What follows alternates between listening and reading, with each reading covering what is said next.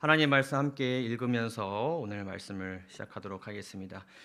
데살로니가전서 5장 23절에 있는 말씀을 다 함께 큰 소리로 읽도록 하겠습니다. 시작. 평강의 하나님이 친히 너희를 온전히 거룩하게 하시고 또 너희의 온 영과 혼과 몸이 우리 주 예수 그리스도께서 강림하실 때에 흠없게 보존되기를 원하노라. 아멘. 하나님께서는 구원받은 성도들이 그들의 전인, 지성과 영성과 몸 전체가 건강한 가운데 재림을 맞이하기를 바라십니다. 우리의 마음과 생각과 정신, 더 나아가 우리의 육체, 그 다음에 우리의 생활 방식, 인간관계, 우리의 안과 밖을 구성하는 전체가 하나님 안에서 건강하기를 바라세요. 그래서 제7의 안식일 예수재림교회 성도들은 교회 초기 역사부터 진리의 빛을 따라서 이 전인이 건강한 삶을 살고자 힘써 왔는데요. 그러한 삶을 사는 데 있어서 재림교회는 다른 교회에서는 찾아보기 어려운 굉장히 독특한 기별들을 가지고 있는데, 그 중에 대표적인 것이 바로 오늘 다루고자 하는 이 건강 기별입니다. 재림교회 건강 기별. 어떻게 사는 것이 우리가 건강하게 사는 길인가에 대한 아주 특별한 기별입니다. 그래서 혹시 여러분 들어보신 적 있으실 것입니다. 재림교인들은 무엇을 한다, 안 한다, 무엇을 먹는다, 안 먹는다, 이런 얘기를 들어보셨을 것입니다. 그런데 우리가 그런 생각을 가지고 있는 사람들에게 일일이 다 설명을 할 수가 없었다 보니까 본의 아니게 이 기별로 인해 많은 오해들을 우리가 바라왔습니다. 예를 들면 이런 것들입니다. 채식을 해야 구원을 받는다. 들어보신 적 있으세요? 여전히 이렇게 주장하는 여러 우리 유튜버 분들이 계세요. 유튜브에 들어가면 부정한 음식을 먹는 사람을 죄인으로 여긴다. 굉장히 이것 때문에 그래서 재림 성도들은 율법주의적인 신앙을 한다. 이런 오해를 우리가 많이 받고 살아왔고 여전히 그 오해 가운데 있기도 합니다. 이런 오해를 우리가 받는 것은 비재림교인들이 이것에 대해서 잘 몰라서 그런 것이기도 하지만 사실은 우리 재림 성도들이 스스로 이런 오해들을 불러일으키기도 했습니다. 그래서 이 재림신앙과 건강기별에 대해서 오늘 좀 우리가 살펴보려고 합니다. 어떤 건강에 대한 지식, 이렇게 하면 좋다, 이런 것을 먹어야 된다, 이런 지식보다도 이 재림교회가 굉장히 중요하게 다루고 있는 건강기별 자체에 대한 이해를 우리가 함께 가져보려고 하는 것입니다. 하나님께서 왜 이 남은 교회에 이 독특한 기별을 주셨고 우리가 이 기별을 받은 백성들로서 어떻게 살아가야 되는지에 대해서 함께 좀 살펴보려고 합니다. 그래서 먼저는 건강 기별에 주어진 배경을 좀 살펴보려고 하고요. 그 기별을 주신 이유 그리고 적용 방법에 대해서 좀 간략하게 살펴보도록 하겠습니다. 먼저는 이 건강 기별에 주어진 배경을 우리가 좀 알 필요가 있어요. 언제 어떤 배경 가운데서 이 기별이 주어졌는가? 1800년대 초반에 윌리엄 밀러의 재림운동과 그 예언을 해석한 자들이 지정한 그 날짜에 예수님께서 오시지 않음으로 인해서 대실망이라는 사건이 일어나게 되고 실망한 사람들이 이것은 사기극이다라고 생각해서 이제 뿔뿔이 흩어지는 그런 일들이 있었어요. 그러나 그 가운데서 여러 교파에 속해 있었던 소수의 무리가 여전히 재림의 소망을 가지고 예수님이 잘못된 것이 아니라 말씀이 잘못된 것이 아니라 우리가 뭔가를 좀 잘못 해석했을 것이다 라는 생각을 가지고 말씀을 중심으로 해서 이 소수가 연합하게 되었습니다. 그리고 1844년부터 48년까지 이 초기의 시간 동안 교리 발전의 시기를 거칩니다. 이 지금의 재림교회의 가장 기초가 되고 기둥이 되는 그러한 근간이 되는 말씀들과 진리들이 이 기간 동안 상당수 발견되게 됩니다. 그래서 성소에 대한 기별, 예수님께서 지금 무엇 하시고 어떻게 역사를 마치실 것인가에 대한 기별, 안식일 기별, 그리고 새 천사의 기별 등이 이 기간 내에 발견되게 됩니다.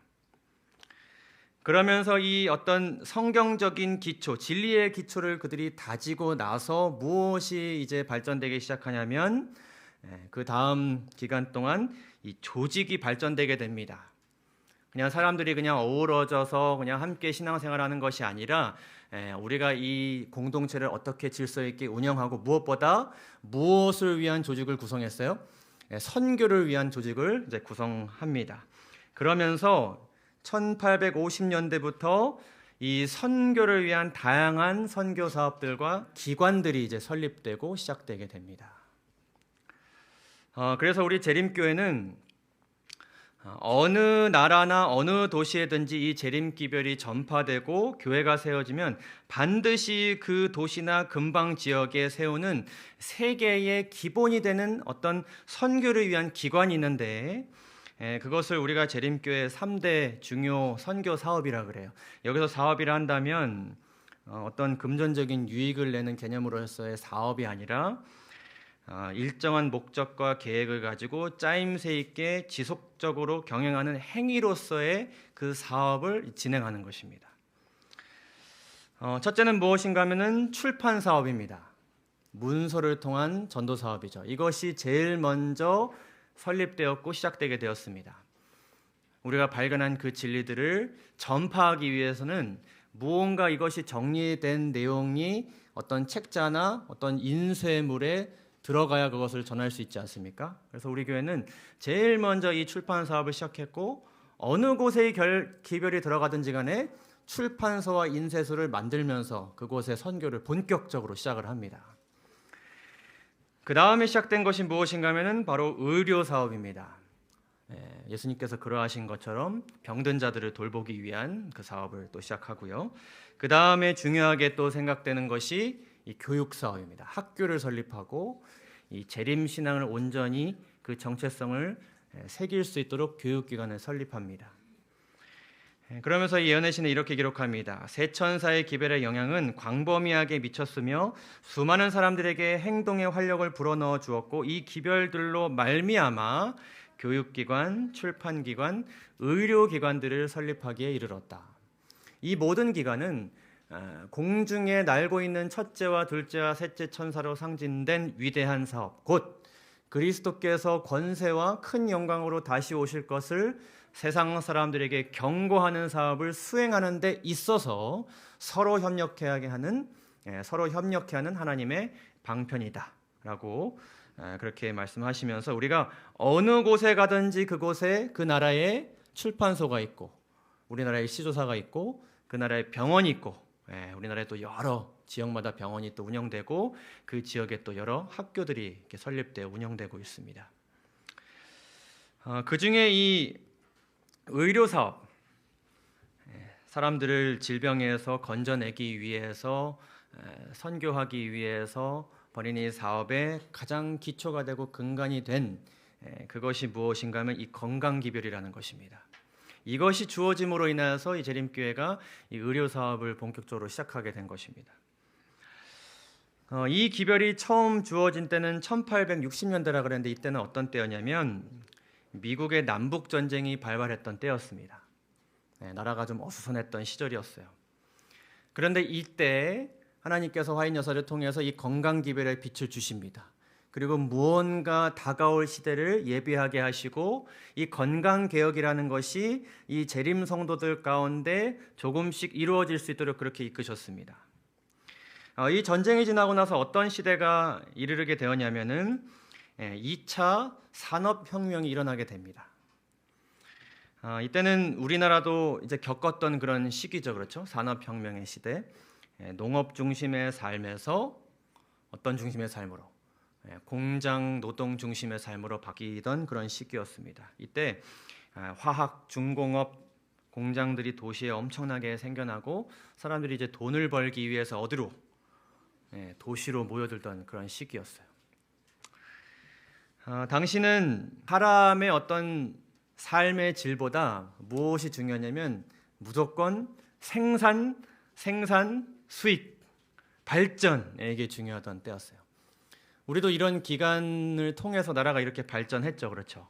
그 기간 동안 우리 우리 1세대 분들께서 아주 나라의 기초를 또 잘 닦아주시고 또 국가의 부름에 또 순종해 주셨기에 이 나라가 이렇게 또 발전하게 되었죠. 미국도 그런 시기를 거치고 있었습니다. 그런데 이 당시는 뭐 생산이 중요했기 때문에 어떤 노동 환경을 개선한다거나 어떤 노동자의 권리를 이렇게 생각할 수 있었던 그런 시기가 아니었어요. 그래서 이때는 무엇이 없었냐면 이 노동법이 제대로 없었어요. 그래서 당시에는 이렇게 어린아이들까지 학교를 다니지 않고 밤낮으로 공장에 가서 일을 해야 했던 그런 시기였습니다. 그래서 이 당시에는 어떤 위생과 건강에 대해서 그렇게 신경 쓸 그럴 여유가 있던 시대가 아니었어요. 그래서 자연스럽게 그에 대한 인식이 엄청나게 낮았던 그런 시기였습니다. 이 건강기별이 주어진 때의 미국의 상황을 잠깐 좀 살펴보겠습니다. 당시에는 이 균에 대한 지식이 없었어요. 세균에 대한 어떤 인식이 없었습니다. 그래서 어떤 손 씻기나 위생 관리에 대한 개념 자체가 거의 없었던 그런 때였습니다. 근데 누구도 이런 것에 대한 개념이 없었냐면 의사들도 이것에 대한 개념이 아직 잘 없었어요. 그래서 당시 의사들은 여전히 사혈, 거머리 치료법, 이게 뭐냐면은 아프면 무조건 뭐를 뽑는 거냐면 피를 뽑는 거예요. 막 거머리 붙여갖고 피를 뽑는 거예요. 아주 원시적인 그런 치료법을 아직도 사용했고, 그때 처방했던 약들 중에 빠른 효과를 내기 위해서 그들이 뭘 집어넣냐면은 헤로인, 코카인, 수은, 다 요즘 뭐예요? 마약이죠. 가정에는 어떠냐면 냉장고가 거의 없었어요. 그러다 보니까 음식이 아주 비위생적으로 보관이 되었고, 그러다 보니까 사람들이 대부분 뭘 많이 먹냐면 이 포장된 가공식품을 많이 먹었어요. 이게 대부분 뭐냐면 육류, 유제품, 커피, 차 이런 거였습니다. 근데 문제는 뭐냐면은 당시에 이 위생에 대한 어떤 법이나 검사가 없었어요. 지금 이제 FDA라는 걸 여러분 잘 아시죠? 이게 유해한 물질이 있는지 없는지 이거 FDA 승인을 받은 것입니다라고 인증 마크가 딱 붙어 있으면 우리 어떻게 생각해요? 이건 믿고 먹을 만하다 생각하는데 그런 게 없었어요. 특별히 뭐에 대한 검사가 없었냐면 육류 가공에 대한 검사가 없었어요. 그래서 당시에 육류 공장만큼 세상에 더러운 곳이 없었다 그래요. 온갖, 심지어는 병든 소, 죽은 동물들 이런 것을 가져와서 이게 진짜 소인지 돼지인지도 알 수 없는 그런 것들을 가지고 육류로 가공했다고 합니다. 심지어 그게 집에서 잘 보관도 잘 안 됐고요. 식품들이 매우 비위생적으로 생산되고 유통됐습니다. 여러분 놀라지 마십시오.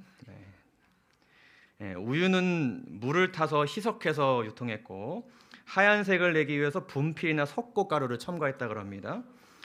버터에는 부실한 성분을 감추기 위해 설탕이 엄청나게 들어갔고, 커피, 차, 주류에는 납성분이 다 들어가 있었고, 향신료에는 흙과 모래가 들어가 있었고, 식초와 방부제에는 황산이 들어가 있었다 그래요. 그래서 평균 수명이 49세밖에 안 됐습니다. 결핵 환자 당연히 많을 수밖에 없었겠고요. 아이들은 뭐 3명 중에 1명은 유아 시절에 사망하는 그런 일이 발생할 수밖에 없었던 그런 시기에 이런 증언이 미리 주어진 것입니다. 사람들에게 우유와 버터를 사용하지 않고 식품을 마련하는 방법을 가르치라. 언제요? 이 시기가 오기 전에 이 재림 성도들이 이거에 대한 인식을 가지고 조금씩 개선해 나가면서 사람들이 이 시기 가운데 아주 피폐하고 비위생적인 삶 속에서 죽음을 향해 달려가 나가는지 모른 채 일에만 몰두하고 있을 때 사람을 어떻게 하는 기별로, 살리는 기별로 전하라는 그런 취지와 목적으로 하나님께서 이 건강 기별을 이 남은 교회에 주신 것입니다.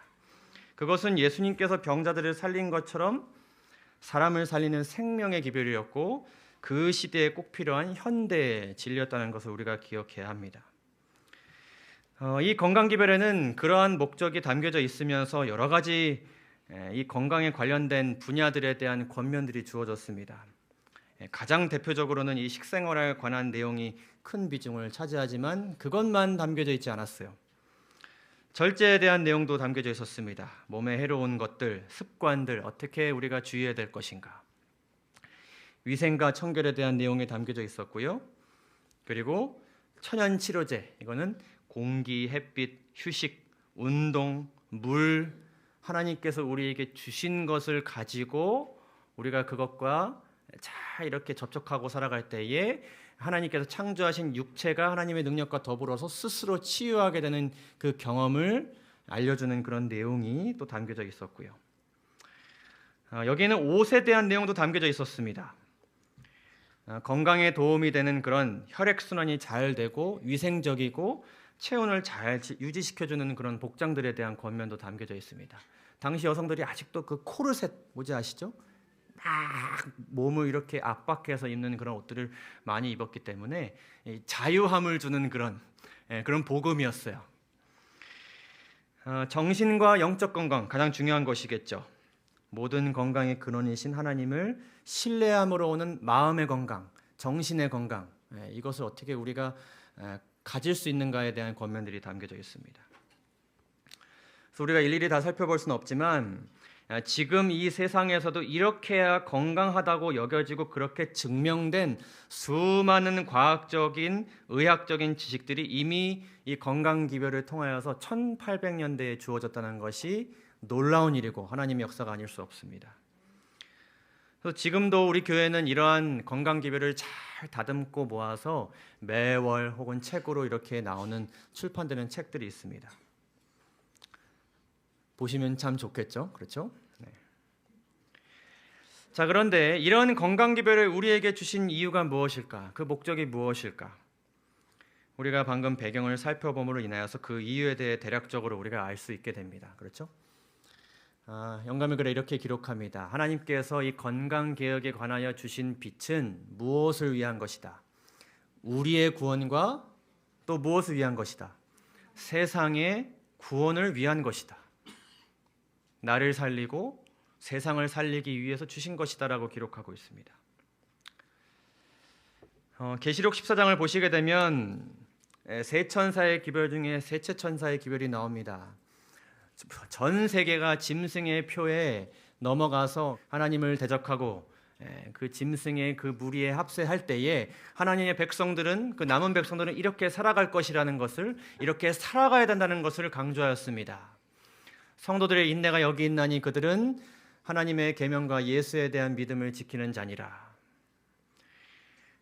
많은 핍박이 있고 많은 흔들림이 있고 많은 시험이 있을지라도 그 가운데서 하나님의 계명에 순종하고 예수의 믿음을 가지기 위해서, 그리고 예수님 안에서 굳건한 믿음을 가지고 살아가기 위해서 인내함으로 그 시간을 살아가는 그 사람들에 대해서 말씀하셨는데, 영감의 글은 우리에게 이러한 빛을 줍니다. 이 건강개혁, 건강기별을 통한 건강의 증진은 셋째 천사의 기별의 무엇이다?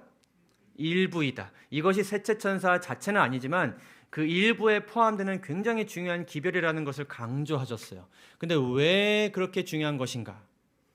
이 기별에 있어서 이 건강개혁이 어떤 역할을 하는가? 뭐라고 말씀하세요? 팔과 손과 같은 역할을 한다. 우리가 이 기별을 어떻게 해요? 잘 듣고 성령 하나님께 간구하고 깨닫게 되고, 그리고 이것을 우리가 삶에 어떻게 하고 싶어져요? 적용하고 싶어지고 실천하고자 합니다. 그런데 이것을 실천하고자 하는데 우리의 몸 상태가 아주 좋지 않으면 이 두뇌로부터 오는 어떤 명령이 손과 발에 다 전달이 될지라도 손과 발이 제 역할을 하지 못하면 어때요?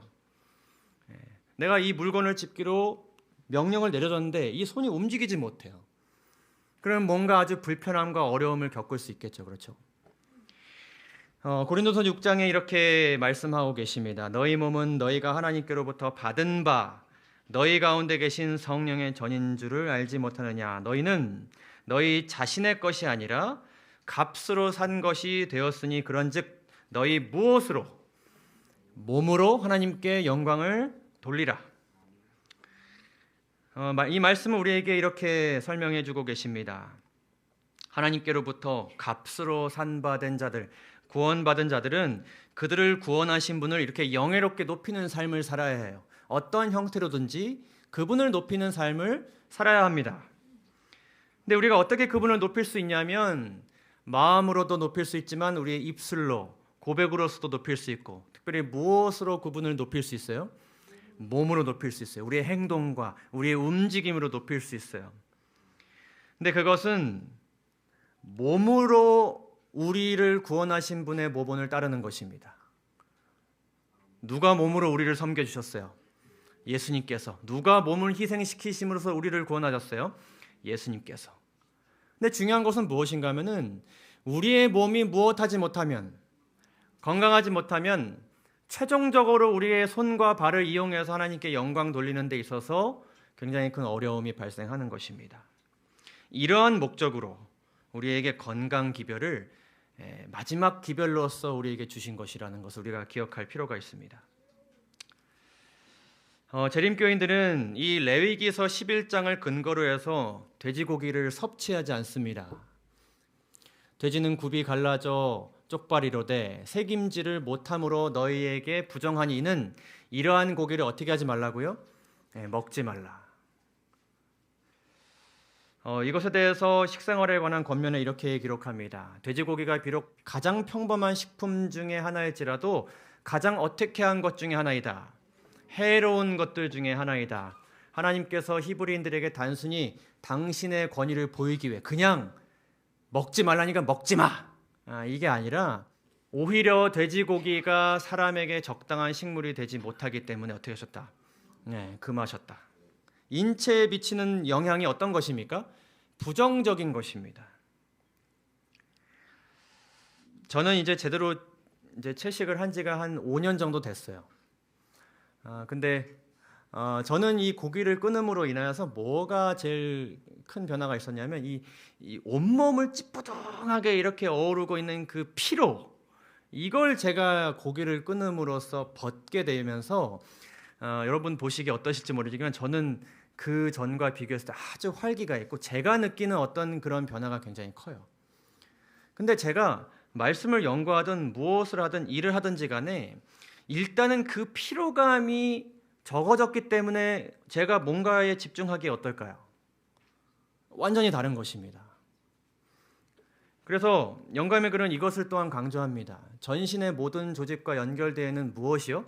이 뇌신경, 이것이 그것을 통하여 하늘이 사람과 교통하고 속 사람에게 감화를 줄 수 있는 유일한 매개체이다. 이것이 어떻게 인식하고 인지하고 어떻게 이걸 받아들이냐가 중요하겠는데, 신체 조직의 전류의 순환을 방해하는 어떤 습관, 음식, 이런 것들은 무엇이든지 간에 결국 무엇을 감소시켜요?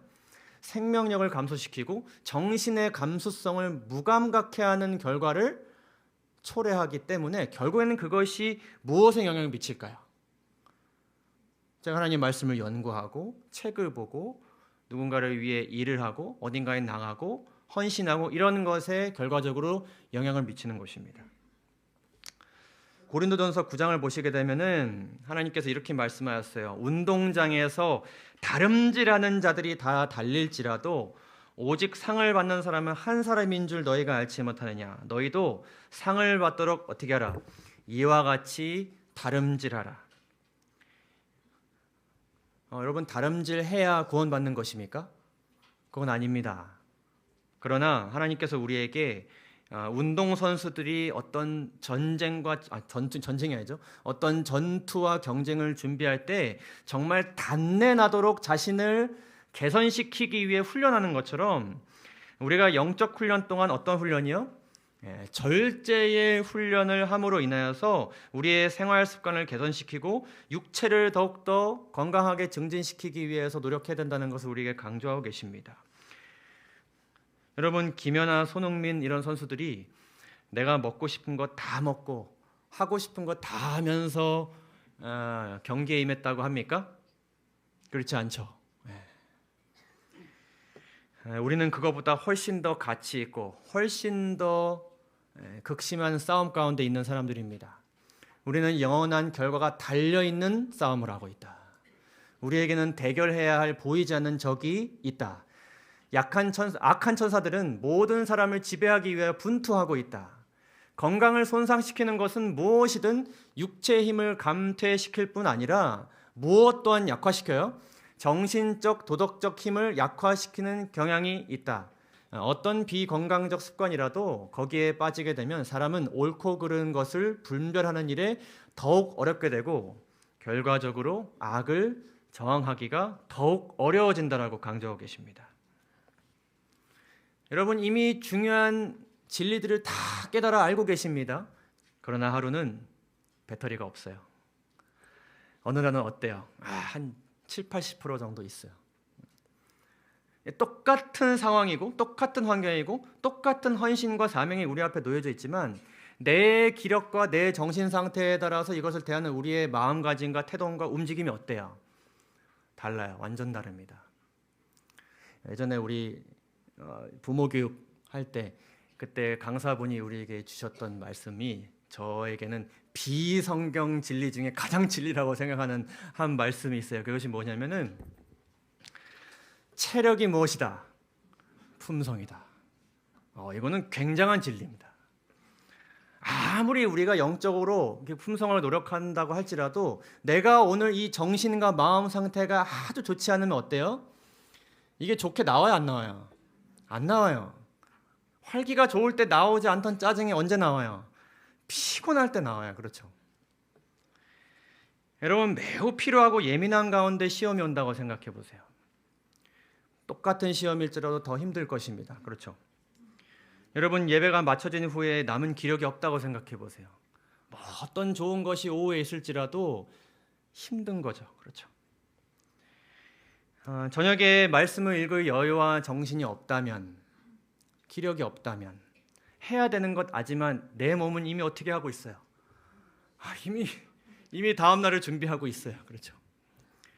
우리의 어떤 그 체력적인 어떤 정신적인 그 상태에 따라서 받는 시험에 따라 이 튀어나온 것이 다를 수 있습니다. 그럴 때마다 우리가 어떤 고백을 할 수 있을까요? 성도들의 인내가 여기 있나니 하면서 그냥 버티는 거죠. 그렇죠? 여러분 그 표현이 괜히 거기 있는 게 아닙니다. 여러분 무엇 지켜야 될지 다 압니다. 누구의 믿음을 소유해야 될지 우리가 다 압니다. 근데 뭐 하기가 어려워요? 인내하기가 어려워요. 인내할 정신과 여유와 체력이 없어요. 그것이 현대를 살아가는 많은 재림 성도들이 직면하는 굉장히 큰 어려운 시험입니다. 치료봉사에 이렇게 기록합니다. 자연의 법칙은 하나님의 법칙이므로, 누구의 법칙이므로? 하나님께서 정하셨고 하나님께서 우리에게 주신 그런 법칙이므로 우리의 유익을 위하여 먼저 마련된 법칙이라는 것과 그 법칙에 순종할 때 이 세상에서의 행복이 증진되고 더 나아가서 내세를 위한 준비에도 도움이 된다는 것을 우리가 어떻게 할 수 있어요? 보여줄 수 있어요. 증거할 수 있어요. 그래서 이것은 선교적인 의미도 여기에 담겨져 있는 것입니다. 그러기 위해 환경을 개선하고 그러기 위해 뭔가를 노력하는 것을 여러분 사치를 여기시면 안 됩니다. 이것은 우리에게는 매우 중요한 것이겠습니까? 매우 중요한 것입니다. 한 부부가 있었습니다. 거기 와이프는 어릴 적부터 이 피부 질환을 아주 심하게 알아왔고 이 진리를 받아들임으로 인하여서 그리고 이 식습관과 생활 습관을 개선함으로 인하여서 이 피부 질환에서 벗어나게 되었어요.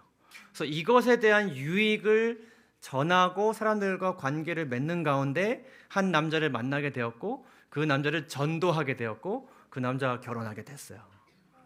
그러다가 이 남편도 와이프를 따라서 이 건강한 생활 습관을 시작하게 되었는데 이 남편의 고민이 뭐냐면은 이 남편이 체격이 아주 건장하고 그런 남자였어요.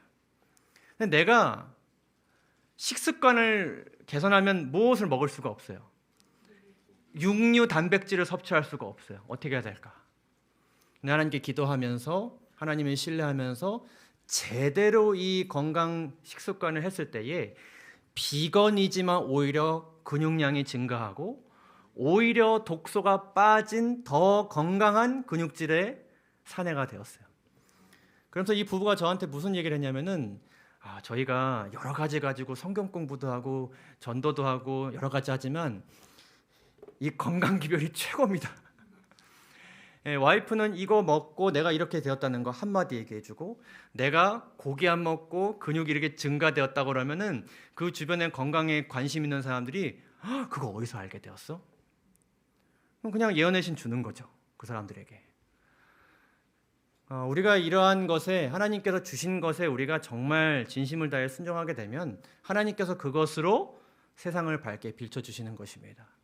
그리고 그렇게 하는 데 있어서 이 건강기별을 아주 유용하고 효과적으로 사용하신다는 것을 우리가 기억하고, 하나님께 영광을 돌리기 위해서, 주님과 더욱더 가까워지기 위해서, 거기에 더욱더 건강하게 집중되기 위해서, 우리가 원하는 그 품성의 변화를 위해서, 선교와 감화를 끼치기 위해서, 활기 있는 재림신앙을 위해서 여러분, 이 재림교회 건강기별에 더욱더 관심을 가지시고 이것을 주신 것에 정말 감사하고 특권으로 여기시고 이것을 적극적으로 실천하시기 위해 노력하는 우리 모두가 되기를 간절히 바랍니다. 그렇다면 이 기별을 우리가 우리의 삶 가운데 어떻게 좀 적용하면 좋을까요? 너무나도 많은 실천 방안이 있지만 우리가 이 하나님의 말씀과 예언의 신의 기별에서 이 건강 기별을 이해하고 습득하고 적용하는 데 있어서 굉장히 중요하게 기억해야 할 두 가지 원칙이 있어요. 이것을 여러분들이 잘 기억하실 필요가 있습니다. 첫째는 무엇인가 하면은 이 건강 기별은 성화가 점진적인 일인 것과 마찬가지로 이것은 어떻게 적용돼야 되냐면 점진적으로 차근차근 적용이 되어야 됩니다. 예수 그리스도를 우리가 받아들였다고 해서 우리의 품성과 생활 전체가 단번에 바뀝니까? 그렇지 않죠. 우리가 평생 동안 때로는 실수하고 죄에 다시 빠지지만 다시 예수님을 찾음으로 인하여서 어린아이가 성인이 되듯이 계속해서 어떻게 합니까? 자라납니다. 그렇죠. 그것을 우리 스스로 이 과정을 하나님께서 인도하신다는 것을 믿고 또 서로의 과정을 우리가 이렇게 막 함부로 하지 않고 기다려주면서 우리가 이 과정을 거쳐나가면서 재림을 준비하는 것이지 않습니까? 이것도 마찬가지입니다. 우리가 추구해야 되는 것은 동일한 것이지만 각자의 환경과 상태, 어떤 분은 원하지 않게 이미 어떤 질병을 가지고 태어나신 분들도 있고요. 그렇죠. 본의 아니게 개인의 의지와 어떤 생각과 견해와 이런 것들이 다 어때요? 달라요. 환경도 다 달라요. 어떤 음식을 다 같이 해먹을 수 있는 환경이 있는가 반면에 그렇게 할 수 없는 가정들도 있습니다. 어떤 경제적인 것 그리고 믿음의 분량 이런 것들이 다 다르기 때문에 각자 성령의 인도하심을 구하며 점진적으로 대신 뚜렷한 목표를 가지고 이 기별을 자신의 형편에 맞게 적용해 나가는 것이 굉장히 중요한 원칙입니다. 그래서 특별히 무엇을 점진적으로 하라고 하셨냐면은 이 음식 개혁, 식단 개혁을 점진적으로 하라고 하셨어요. 이 기별을 전하신 화인 여사 또한 한 번에 완전한 채식주의자가 되시지 않으셨어요. 장려하셨고 원칙을 전하셨지만은 고기 없는 식사를 하기까지 굉장히 시간이 오래 걸렸어요. 그리고 때로는 장려하면서도 때로는 어떤 사람의 평편에 따라서 고기와 생선 이런 것들을 너무 결핍이 되어 있으니 먹으라고 권유하신 적도 있어요. 그리고 완전한 비건 식사를 하기까지 시간이 걸렸습니다. 거기까지 무엇이 필요하냐면 우리가 이 식단 개혁을 하는 데 있어서 무엇이 필요하냐면 일단은 성령의 능력이 필요해요. 우리 힘으로 할 수 없어요. 하나님께서 그 치료자께서 능력을 더해 주셔야만 가능합니다. 개인의 의지도 필요해요. 그렇죠? 하나님께서 또한 이 의지를 또 주셔야 돼요. 의지만 가지면 됩니까? 적절한 레시피도 필요하죠. 요리도 좀 할 줄 알아야 되죠. 또 자금을 투자해요. 건강하게 밥을 먹으려면 이 자금 투자가 좀 필요합니다. 근데 하나님께서는 우리의 꾸준한 노력을 보신다고 하신 것처럼 이것 또한 점진적이라고 해서 포기해서는 안 되고 장기적인 목표를 가지고 하나하나씩 작은 것부터 배워가고 적용하고 실천하는 것이 우리에게 큰 유익이 될 것입니다. 그래서 이것은 제가 실천하는 것인데 제가 아침은 잘은 못 먹더라도 최소한 잘하시는 분들은 상관없는 것입니다. 최소한 내가 요거 하나는 하겠다. 이런 목표들을 제가 세우고 있어요. 그래서 최소한 콩물 한 잔은 내가 마시겠다. 아무리 바빠도. 그 다음에 한 달에 한 번 정도는 건강 요리 배워서 만들어 보자. 한 번 정도는. 몇 개 할 수는 없으니까 한 번 정도는. 밀가루 섭취를 완전히 끊긴 참 어려운데 그래도 주 1회에서 2회 정도를 한번 제한해 보기. 하루 최소 5분 정도는 걷기. 그리고 제가 웬만하면 이렇게 계단 걸어서 올라오거든요. 우리 김대성 목사님도 항상 7층에 내리셔서 10층까지 올라가십니다.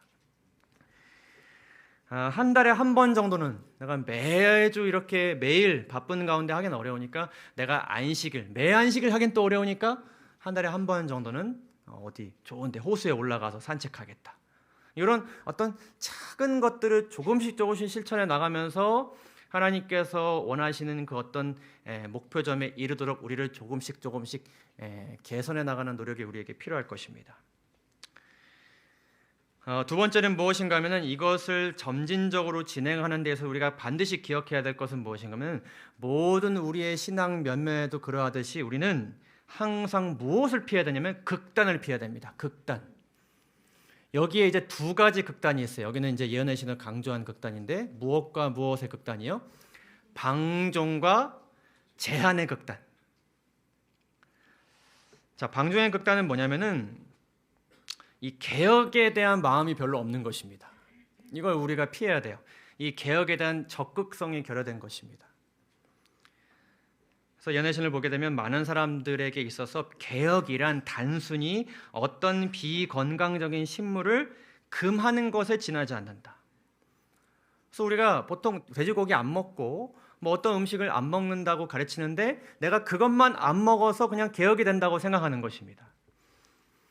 돼지고기만 안 먹으면 됩니까? 심지어는 고기만 안 먹으면 됩니까? 고기는 안 먹는데 맨날 빵 먹으면 어떻게 될까요? 차라리 뭘 먹는 게 나을까요? 그럴 바에는 고기 먹는 게 낫습니다. 그러니까 어떤 개선에 대한 어떤 의지를 가지지 않는 것에 대해서 하나님께서 강조하셨고 그것을 우리가 좀 피해야 되고 조금씩이라도 시도해 보려는 그런 노력이 우리에게 좀 필요할 것이라는 것을 강조하고 계십니다. 두 번째는 무엇인가 하면 제한인데 이건 뭐냐면 이 개혁에 대해서 너무 지나치게 엄격한 것입니다. 특별히 누구에게 엄격한 것이냐면 다른 사람에게 엄격한 거예요. 자기들의 견해를 타인에게 강요하려는 노력을 통하여서 사람들이 이 건강 개혁을 통해서 건강하게 되기를 바라는 이 의도는 좋은데 오히려 그 노력 때문에 어떻게 되냐면은 사람들에게 음식 개혁에 대한 오해를 가지게 하고 이것이 무엇으로 이것을 먹어야 구원받는구나. 이것을 먹어야 하나님이 사랑하시는구나. 이것을 먹지 않아야 재림성도구나. 이런 오해를 가지게 하고 따라서 저들로 하여금 이거를 전적으로 어떻게 하게 만들어요? 오히려 더 거절하게 만드는 것입니다. 아무도 다른 사람의 습관이 모든 점에 있어서 자기와 일치하지 않는다고 하여서 나를 비평하지 말 것이다. 각 사람의 습성을 통해서는 일정 불변의 법칙을 제정할 수 없는 것이다. 특별히 이 건강기별에 대해서요. 그러므로 아무 사람도 자기가 다른 사람의 표준이 된다고 생각하지 말 것이다. 여러분들이 어떤 실천과 노력을 통해서 건강하게 되는 것 좋아요. 하나님의 은혜입니다.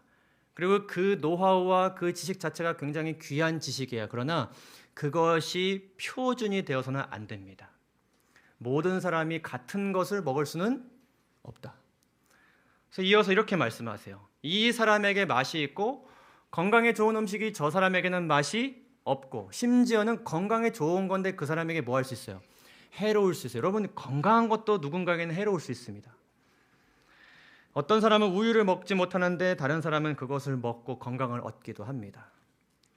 어떤 사람은 콩이나 팥을 소화하지 못하는데 다른 사람들은 그것이 건강식이 된다. 과실과 견과가 귀한 새로운 개척한 지방이나 가난한 지역에 사는 사람들은 저희 식사에서 우유와 계란을 배제하도록 강요받아서는 안 된다. 좋은 재료를 구입해서 음식을 만들어 먹기 어려운 환경인데 이렇게 몸에 안 좋은 거 먹는다고 막 뭐라 하는 거죠. 그거는 잘못된 태도입니다. 대신 여기서 뭐라 그러시냐면은 너희가 그들에게 좋은 식품을 공급하도록 노력하여라 라고 말씀합니다. 뒤에서 나눈 권면은 이런 것도 있어요. 누군가에게는 2끼의 식사가 도움이 될 수 있고 누군가에게는 3끼의 식사가 도움이 될 수 있다. 2끼의 식사가 맞는지 3끼의 식사가 맞는지 막 뭐 할 필요가 없어요. 막 논쟁하고 싸울 필요가 없어요. 이건 본질을 흐르는 것입니다. 대신 우리가 어떻게 해야 되냐면은 좋은 지식, 좋은 노하우, 좋은 음식을 서로 나누어야 할 것입니다. 그리고 그것을 나눌 때 이것을 우리가 기억해야 됩니다. 음식물의 개혁을 옹호하는 사람들은 저희 자신의 식탁을 위하여 자신들이 만든 요리로 건강법의 이점을 어떻게 보이도록, 가장 좋게 보이도록 그렇게 제시할 것이다. 그들은 그 원칙들을 그와 같이 예증하여 공정한 마음을 가진 사람들의 마음에 그것을 좋게 여기도록 할 것이다.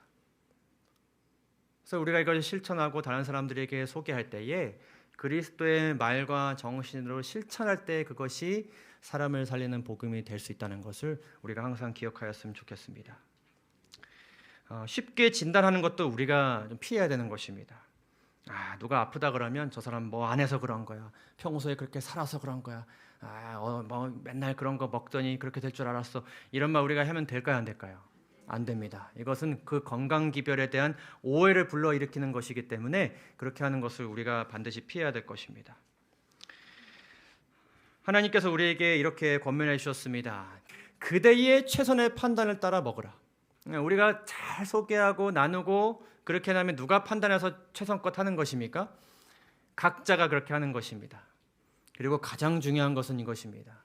그리고 그대가 그 음식이 그대의 육체에 힘이 되도록 축복해달라고 주님께 간구했으면 이게 제일 중요한 것이겠죠. 그렇죠. 그렇게 해야 되고 그렇게 했으면 그분께서 그대의 기도를 들어주시는 것으로 믿고 안심하라. 우리가 아무리 노력하고 지식이 충만할지라도 우리의 치료자께서 도와주시지 않으면 우리는 건강하게 살아갈 수 없습니다. 우리가 혹 건강하다면 그것은 하나님께서 이루어주신 은혜이실 것이고 혹 그러하지 않다면 낙심하지 마시고 그럼에도 불구하고 내가 무엇을 할 수 있을까 주님께 간구하시고 함께 협력하고 서로 도움으로 인하여서 우리 모두가 주 안에서 더욱더 건강하여졌으면 좋겠습니다.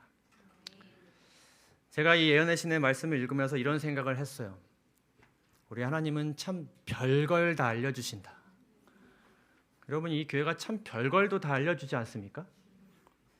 제가 오래 살지는 않았지만 살면서 느끼는 것은 하나님께서 별걸 다 알려주시는 하나님이시기에 참 감사합니다. 우리가 이 험난한 세상 가운데서 무엇을 먹고 말아야 할지 어떻게 될지 우리가 어떻게 알겠습니까? 알더라도 그것을 어떻게 적용할 수 있겠습니까? 그러나 하나님께서 이런 것까지 알려주시니 우리는 순종할 뿐이고 하나님께 순종함으로 인해서 하나님께 우리에게 주실 유익과 그런 성령의 열매들이 기대가 됩니다. 그렇죠? 그래서 여러분 그러한 하나님이시기에 참 감사하시고 그러한 교회에 다니게 됨에 감사하시기 바랍니다. 여러분 이 귀한 기별을 주신 분을 사랑하고 더욱더 신뢰하시면서 몸과 마음이 건강한 가운데 새천사의 기별을 전하시고 건강한 가운데 주의 재림을 맞이하시는 우리 모두가 되기를 간절히 바라면서 오늘 말씀을 마치겠습니다. 감사합니다.